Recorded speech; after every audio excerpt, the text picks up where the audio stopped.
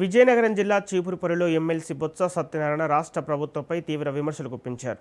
Voter జాబితాల ప్రత్యేక సమీక్ష ప్రక్రియపై ప్రతి ఒక్కరూ అప్రమత్తంగా ఉండాలని సూచించారు. నిర్లక్ష్యం చేస్తే తీవ్ర నష్టాలు తప్పవని హెచ్చరిస్తున్నారు. ఈ నెల 12న నిర్వహించే వెన్నుపోటుకు 2 ఏళ్లు కార్యక్రమాన్ని విజయవంతం చేయాలని పార్టీ శ్రేణులకు పిలుపునిచ్చారు.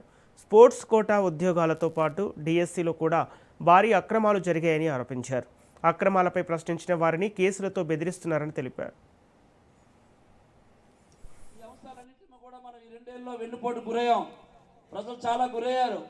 మాటల మీద దృష్టిలో పెట్టుకొని ఎండగాదు ఒకసారి వడదం పడిపోతాం, ఒకసారి మంచిగా తోతాం. మళ్ళీ ఇది మాత్రం ఓ జీవితం ఈ జీవితం ఈ 3 సంవత్సరాలు మనకు వెనకద్దాయి.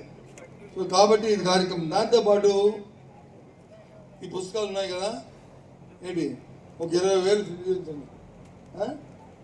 మనమేమి ఇందులోమి పుట్టించే రాయలేదు. ఒకసారి కావాల్సిన మళ్ళీ స్టడీ చేసి ఇందులో ఏమైనా వాస్తవాలు అవాస్తవాలు ఉంటే తీసేయండి, పర్వాలేదు. కానీ ఏమి లేవు, అన్ని వాస్తవాలే. మొన్న మహానాడు జరిపారు. ఒకరోజు సడన్గా ఎవరు చంద్రబాబు గారు లోకేష్ ఒక ట్విట్టర్లో మా సర్ప్రైజ్ అన్నారు. సర్ప్రైజ్ ఏంటి? 33 సంవత్సరాలు 33% వచ్చి మహిళల రిజర్వేషన్. ఇవాళ నుంచి ఇక్కడ మా పార్టీలో ఈ రాష్ట్రంలో అమలు జరుపుతాం. ఎస్, ఓకే అని అంతకుముందు మనం ఏం చేస్తాం? 50% ఇచ్చాం స్థానిక సంస్థలు.